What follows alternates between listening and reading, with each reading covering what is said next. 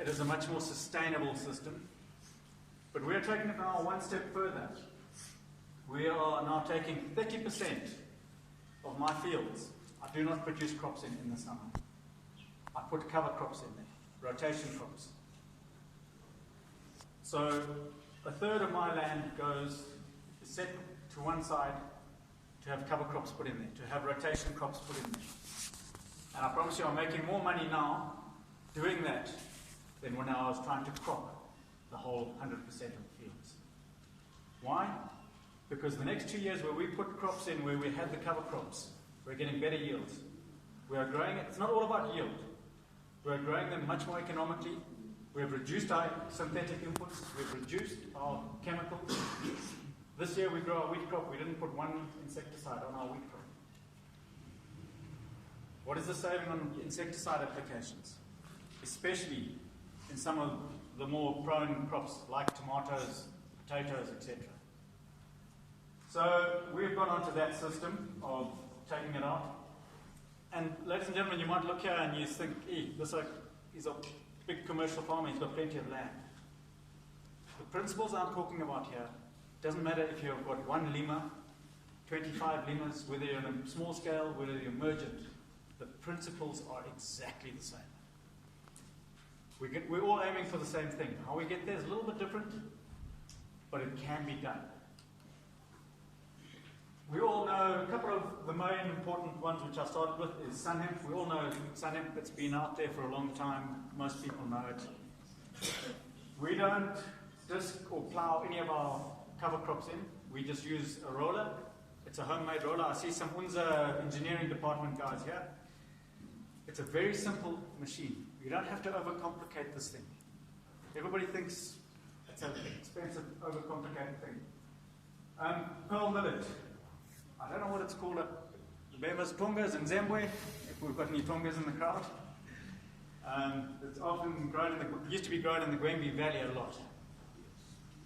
So I use these as my cover crops and I mix them.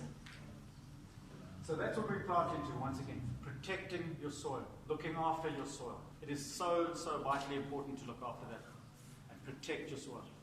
Keep it covered at all times, at all costs, and it will repay you.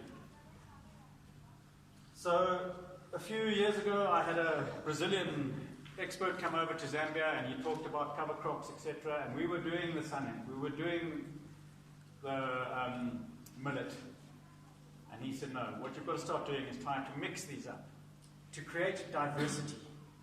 We keep on coming back to diversity, mimicking nature. So we started mixing, we use a different mix. But why do we mix cover crops? As I said, I've hit the diversity thing. We are trying to get as many different roots growing into our soil. This is actually a microscope picture of a tip of a maize root.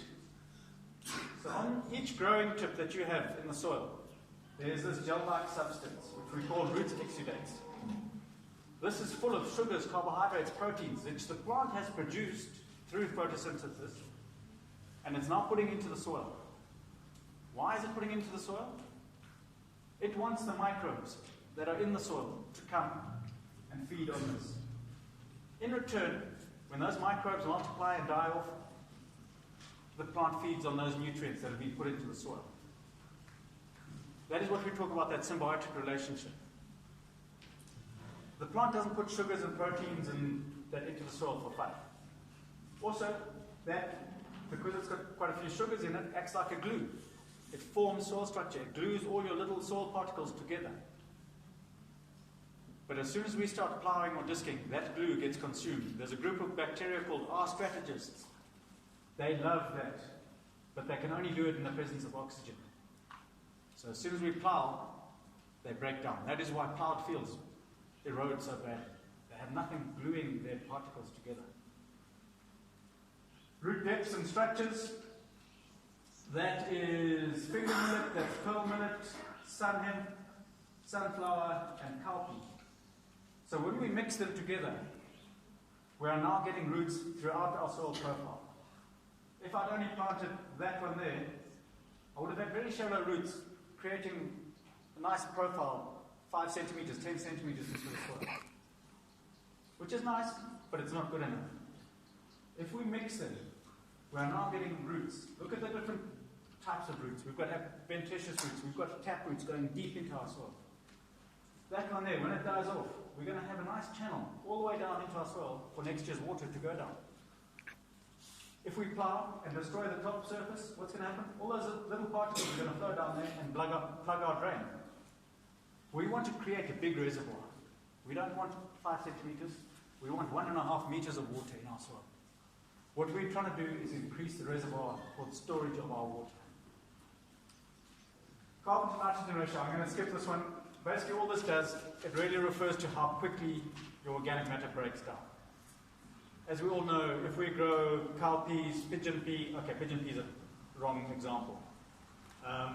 Dry beans, soybeans, sun hemp, the organic matter breaks down very quickly. You cover your soil, you go back 2 months later, and it's like it's all disappeared.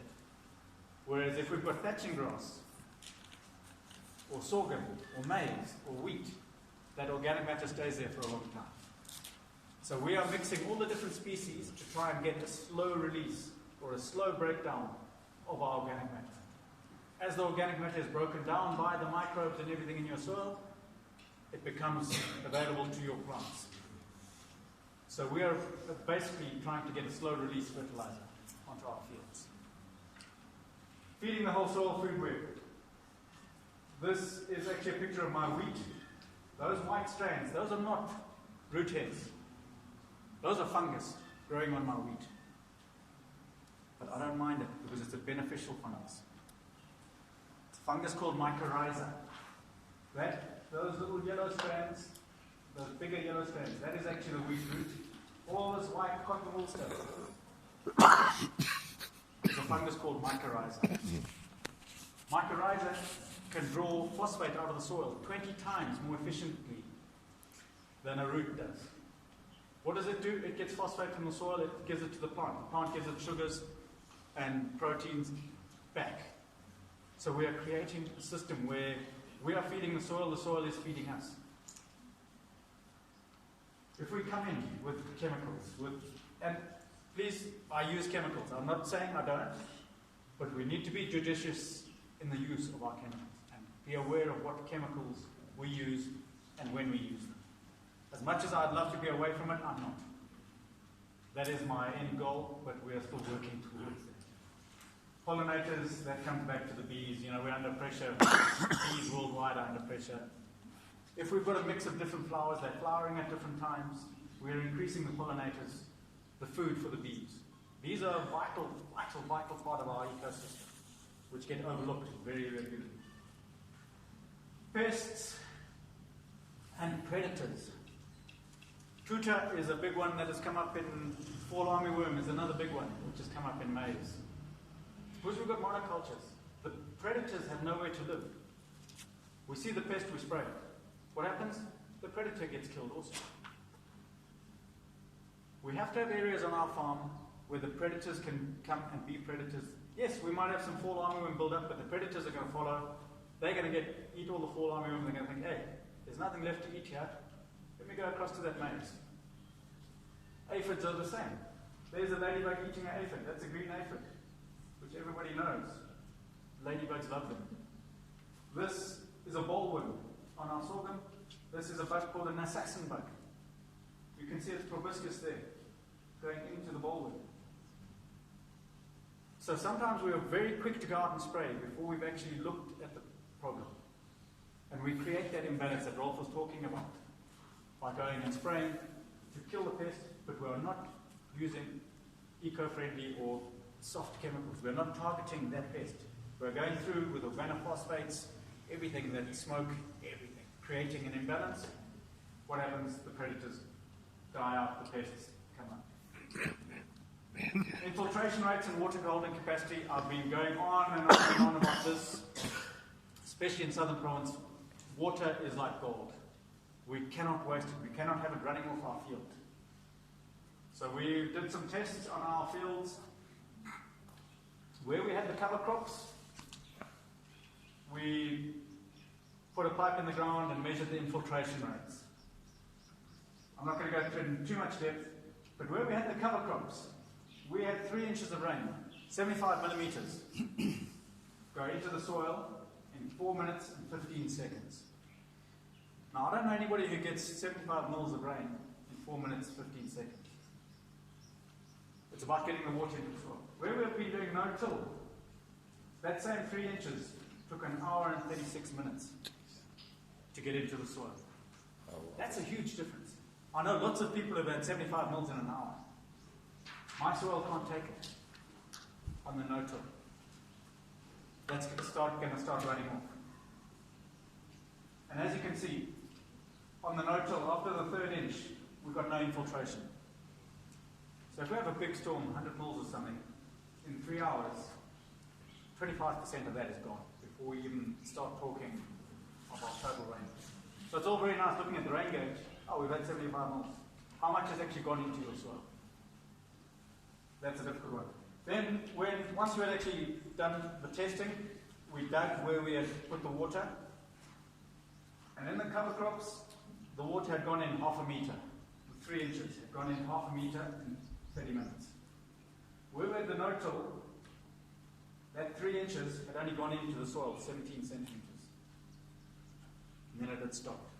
So we had a saturated 17 centimeters with dry soil underneath. We need to get that water deep. We need to get that water into our soils. So it's all very nice having this. This is my neighbours. This is the very first rain of the season this year. It's last year. Has he got a rainfall problem or has he got an infiltration rate problem? That's an infiltration rate problem. He's had rainfall. Where's all the water going? I told you about our chocolate rivers in Mazabuka. There's our chocolate river going off my neighbour's field, where he burnt and he dizzed.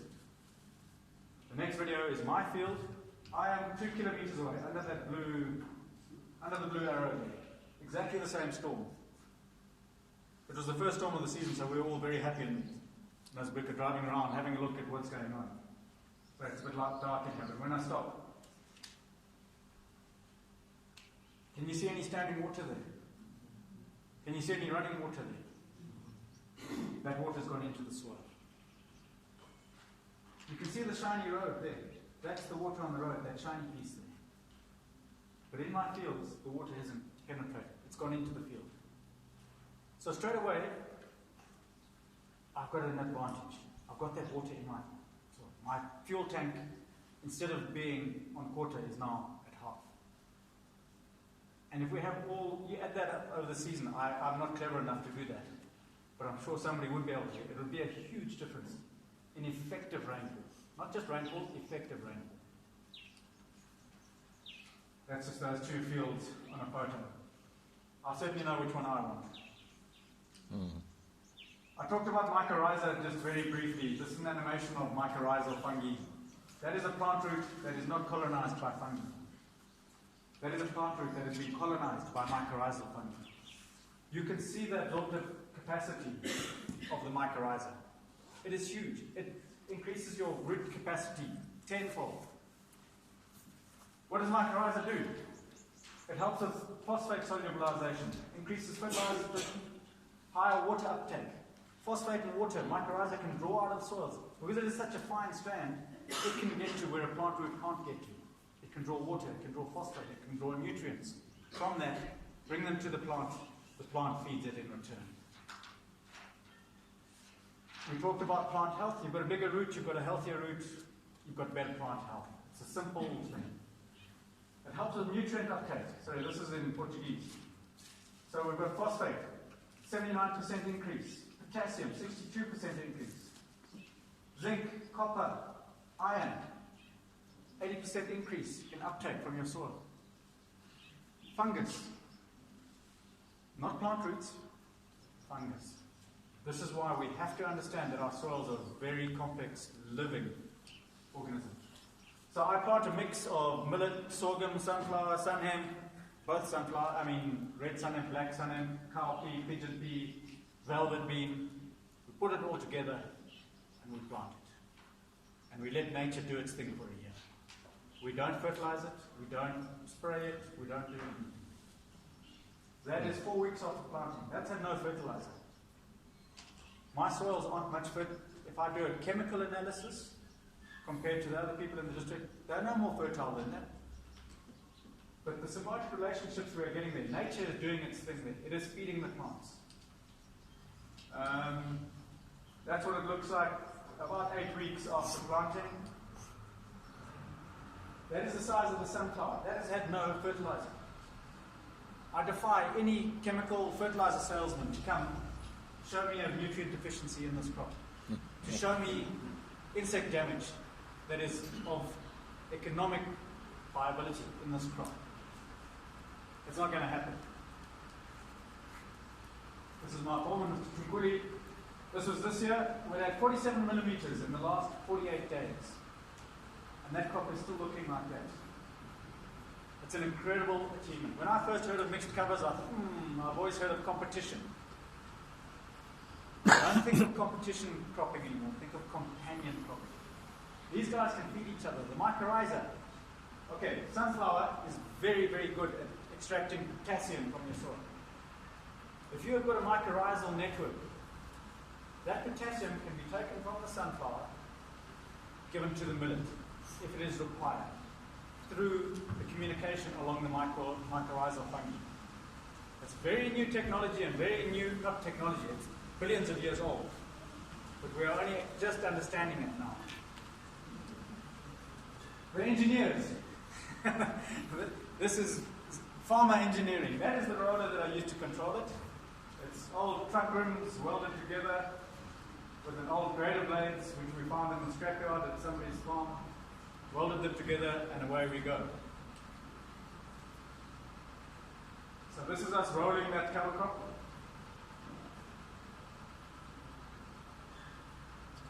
As you can see, there's that roller. It just lays everything down. We let the microbes, we let the earthworms, the arthropods, everything do their job. I don't come and incorporate this, disc it, anything. All I'm doing then is I'm destroying all the good that I've done. I literally leave it on the surface, and by the time we come to plant into it, a lot of that has almost disappeared. You don't have to have that, ladies and gentlemen. These are small scale ones. This was from Brazil. I think this is in Uganda. That is in Tanzania. Homemade ones that you can use. Not high expense, not highly technical. This one here, and this one in fact. What they actually do, you can see the wheels are set. So they just bring when they finish rolling, they swing the draft arm over. It's on the wheels and they can tow it home. I've even seen pictures in South Africa of guys using 44-gallon drums with pieces of angle iron welded on, and they use that to roll down. So that's what my field looks like about 3 to 4 weeks after rolling. As you can see. I hope you haven't seen my soil in this presentation, because if you have, then I'm failing as a farmer. Because I don't want you to see my soil. If you can't see my soil, the sunlight can't see my soil. And the sunlight is one of the most devastating things for soil. We talked about livestock integration. I'm sure Rolf spoke about it a bit yesterday. And on the small scale side, it's a very difficult one to control. But there are ways and means of doing it. This is through Grassroots Trust. I got these from Seb Scott yesterday. Through pig tractors. You can see this is in his orchard. There's a mango tree there. He uses the pigs in and throughout his orchard. They help with the weeding. They fertilize the soil through their manure. The communal grazing that Rolf touched on yesterday. Crawling the animals in different spots at night. It can be done. But I think on the emergent small scale, unless you're going to put up a very expensive, strong fence, it needs to be a community approach to it. What I'm trying to say here, ladies and gentlemen, is it can be done. And it's not just pie in the sky guys doing little hippie guys in the corner. It can be done on a commercial scale also. You have to aim high. We are also looking at doing double cover cropping. So we get the millet in very early in the season, or the sunhemp in very early in the season. Then towards the end of the rain, March, April, we've still got some wet soil there. We then come and plant another cover crop in there. That's how strong-willed I am to get organic matter going. We have growing roots, we have carbon getting into our soil, we have soil structure being formed. So then, this is, I think, probably end of March, probably, I don't have the dates. You can see we've got a nice cover crop of millet. We're now going in with sun hemp. Because we've got residual moisture there. That soil is being kept moist, being kept wet by this. This is us planting. Once again, you can't see my soil. If you can't see it, the sun can't see it. You can't dry it out. You can't bake it.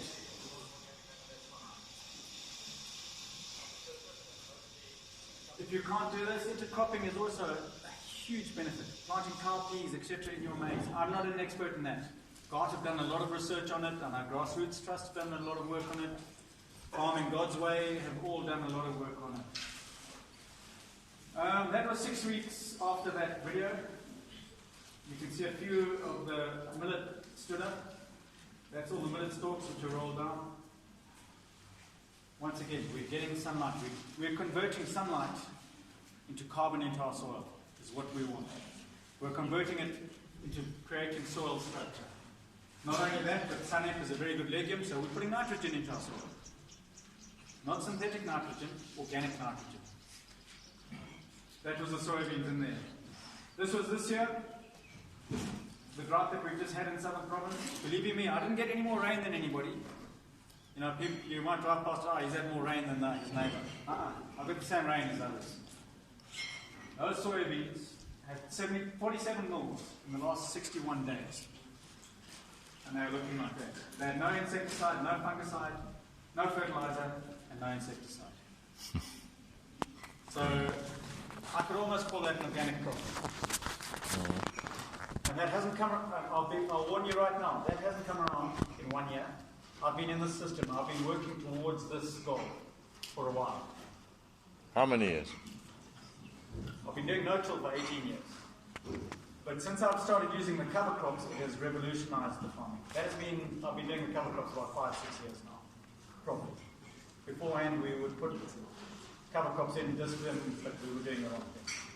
Since we started doing the cover crops and mixed covers, that is the result. So basically, I could call that an organic soybean field. As I say, for a crop to look like that, 47 mils, that's 1.5 inches, or call it 2 inches, sorry, in the last month. It's quite an incredible achievement. 2 months. That's something I'm very, very proud of. 2 months. 2 months, yeah. That's unbelievable. That's some of our seed maize into the wheat straw, just to show you that it can be done. Yes, it had fertilizer, and the maize, I'm still working with the fertilizer side of it. But don't start thinking that no-till and cover crops is this untidy way of, it is a little bit untidy. But you know what? I don't mind a bit of untidy because it puts money in my pocket at the end of the day. Planting green, this is more on the commercial side. The big